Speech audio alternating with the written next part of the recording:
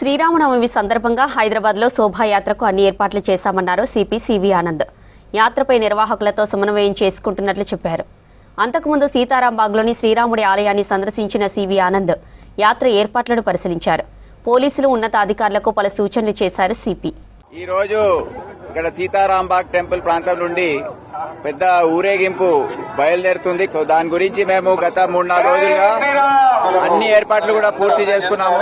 ఈ 3 పెద్ద ప్రొసెషన్స్ ఇక్కడ ఇప్పుడు ఈ రోజు ఉండబోతున్నాయి. భగవంతరావు మరియు వారి మొత్తం బృందం ఆధ్వర్యంలో, ఇంకోటి ఆనంద్ సింగ్ వారి ఆధ్వర్యంలో, ఇంకోటి రాజా సింగ్ ఎమ్మెల్యే గారి ఆధ్వర్యంలో, ఈ 3 కూడా మేము కోఆర్డినేట్ చేసుకుని మొత్తం 6.2 కిలోమీటర్ల రూట్ ఏదైతే ఉందో మొత్తం రూట్ లో గత 3 రోజులుగా జిహెచ్ఎంసీ వారు, R&B వాళ్ళు అంతా కష్టపడి డిపార్ట్మెంట్ సమన్వయంతో రోడ్ రిపేర్స్ కానివ్వండి, ఎక్కడైతే ఇరుకుగా ఉందో అక్కడ కొద్దిగా వైడెన్ చేసుకోవడము, ఎలక్ట్రిక్ వైర్స్ తొలగించడము, ఇవన్నీ కూడా చేశాము.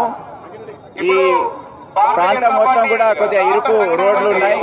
సో ఇరుకు రోడ్లని పురస్కరించుకొని మేము అన్ని జాగ్రత్తలు, స్టేజెస్ వేయడంలో కానివ్వండి, జనాభా కూడా పబ్లిక్ కూడా భారీ ఎత్తున వచ్చే అవకాశం ఉంది.